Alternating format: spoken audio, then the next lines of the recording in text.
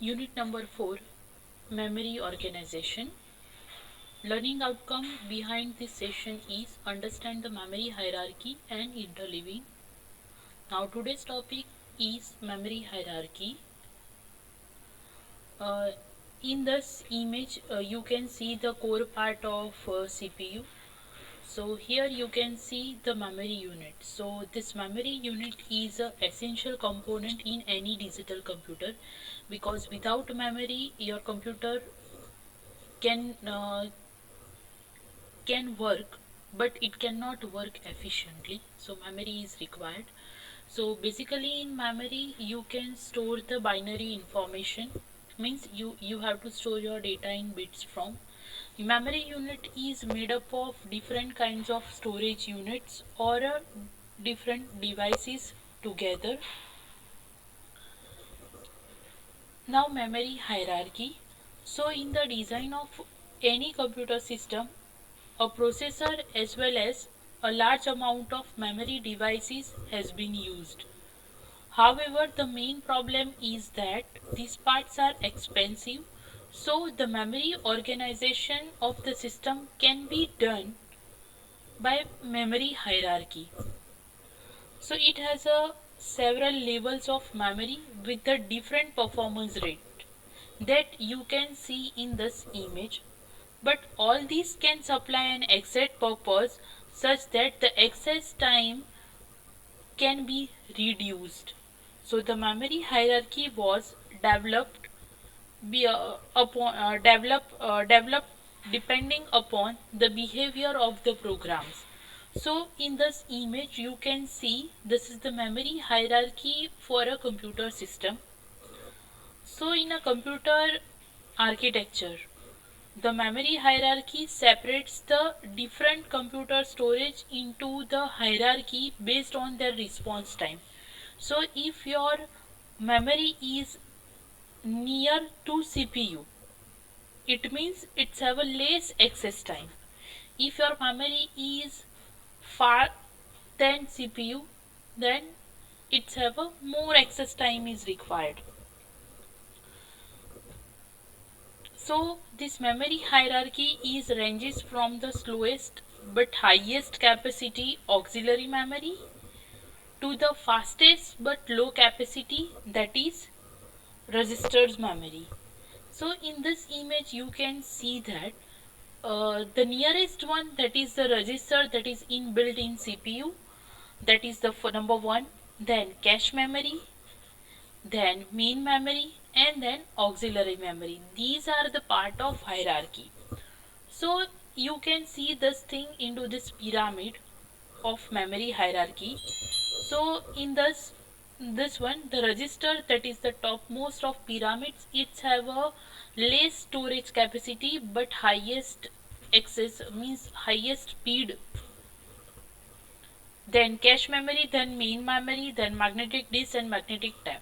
So all these three, first three, that is example of the primary memory, and these are the volatile storage. Volatile means once you store once the light is gone your data is gone, means here your data is not stored permanently.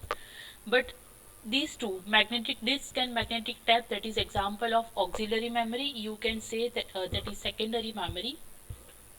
So this data, whenever you are storing on this data on this kind of memory, it will be stored permanently, so it is known as non-volatile storage. Now if you are moving downward to upward, then the speed of the memory is increasing, means access time is reduced.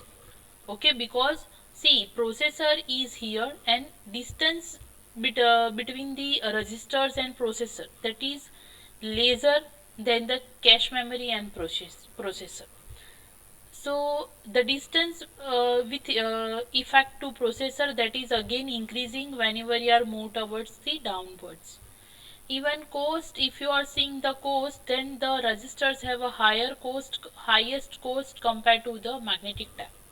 If you are talking about the size, then you can say that registers have a few, means size of the magnetic tab, magnetic disk is greater than the registers. Okay. Now the goal behind the memory hierarchy is to obtain the highest possible average access speed while minimizing the total cost of the entire memory system. So as we have already discussed, because your memory unit is made up of different kinds of storage devices, right? And these devices are expensive, so we have to think wisely to invest money. So ultimate goal is what? Whenever I am spending some money to buy different kinds of memory, I must get a highest possible average access speed. So based on this criteria, memory hierarchy is developed. So as you have seen that whenever you are making the hierarchy, then as per this pyramid, you can see that it's have a following functionalities. Whenever you are moved from top to bottom, distance is increasing. Distance in terms of a distance between the processor, yani ki CPU, and memory. Access speed will decreasing. Cost per bit will decreasing, and storage capacity will increasing. Now cost per bit means what?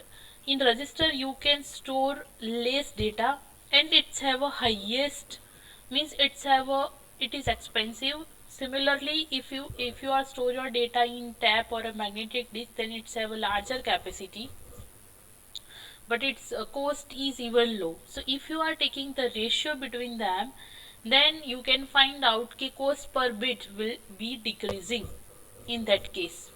Okay. Now first, in the hierarchy pyramid you have seen the register. Okay, so first that is the register memory. So this register memory is example of a volatile memory. It's have a temporary storage area. Why temporary storage area? So in basically in registers, intermediate data will be stored. The data which is used frequently, that can be stored in register, but in bits only, because the register memory, the size of register memory is 1632 or a 64 bits in size. The main functionality of register is it is the smallest one but fastest one. Okay, the smallest and fastest memory of a computer. It temporarily stores the data, instructions, and the address of the memory that is rapidly used. Okay, so by using registered memory, you can reduce the access time to the particular data. Now second one, that is the cache memory. This, by using the cache memory, you can improve the performance of computer. Means if your computer does not contain cache memory, then even your computer can work. But to increase the performance of computer, if you are adding the one more memory, that is cache memory, then might be the performance of your computer will be increased. It is very high speed memory, that is compared to main memory. It's have a smaller capacity, again it's compared to main memory. It's have a higher cost, so compared to main memory. So here all these points, whatever the written, that is in comparison with the main memory. So access time is close to the processor logic cycle time. Now why I have written this point over here? Because see, whenever you are accessing the data from the main memory, then main memory takes more time compared to the CPU execution time. Means this time difference can be handled by cache memory. The response time of main memory is greater than the CPU logical cycle. So your cycle time will be wasted. So to reduce it, we have a cache memory. Okay. Now storage program so in cache memory you can store program segments that currently being executed and the data that is frequently used. So basically in cache you can store the data that is currently you are executing. Okay. Now main memory and auxiliary memory. Again in the slide, whatever the points are written, that is based on main memory or auxiliary memory, means comparison between the main memory and auxiliary memory. So this main memory, first point of the main memory is that the main memory can communicate with the CPU, means directly communicate. But if you are talking about auxiliary memory, then auxiliary memory cannot directly communicate with the CPU. In main memory, the size of the main memory is greater than the cache but less than the auxiliary memory. It holds the programs and data currently needed. Now see, in registers, you can store the temporary data. If you are talking about cache memory, then you can store the segments of your program. Again, you cannot store the whole program in cache. But if you are talking about main memory, then in main memory you can hold your programs and data that is currently needed. If your program is bigger than the main memory, then some parts of the program will be stored. It's have a smaller capacity in comparison with the auxiliary memory. Its cost is high compared to the auxiliary memory, and it's have a faster access but still not fast enough as CPU logical cycle. That's why we required cache memory. So these are the points for the main memory.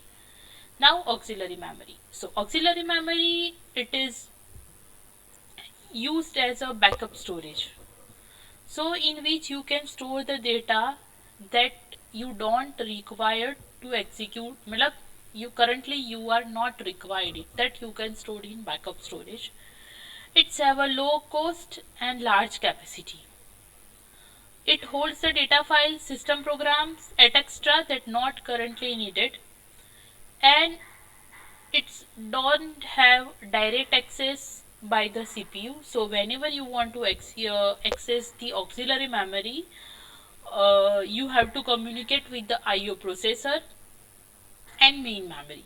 So if CPU required the data from the auxiliary memory, then this request is first goes to the main memory, then main memory will be checking, then this main memory will communicate with the IO processor, then IO processor will be communicate with the auxiliary memory, then auxiliary memory will transmit this data to the main memory, then main memory will transmit this data to CPU. So this thing will be performed behind the one request. So this is the concept of memory hierarchy. Now we will see the block diagram of memory hierarchy once again. So see in this image, you can see the few rectangle blocks. So first, that is CPU. So your CPU is directly connected with the main memory and cache memory. So actually what happened, whenever you are executing the any programs, then some intermediate data that will be stored in register. So register will be here. So that is on CPU. Now if your data is not in CPU, then it will be checked for the cache memory. If your data will be available in cache memory, then it will be used by the CPU. But if your data is not available in cache memory, then your CPU will try to communicate with the main memory. If your main memory contains this data, then this data will be transferred to the CPU as well as cache memory, because cache memory can communicate with the main memory too. So this data, right now this the data which is not available in cache memory, that will be copied from main memory. So now your cache can contain the said data. So now further communication between the CPU and cache memory. Now once again, if CPU want the data that is not in cache memory, then again CPU will communicate with the main memory. And now what happened, main memory don't have that data, then main memory will communicate with the magnetic taps or a magnetic disk as per the requirements by using the IO processor. So the fetching time, so data fetching time of auxiliary memory is more than the main memory. Okay, so once your main memory is requesting to the IO processor, then IO processor will send this request to taps or a disk as per the requirement, then data read will be performed and this data will be transferred to the main memory, and then same thing will be performed that I discussed previously. So thus memory hierarchy is work. Okay.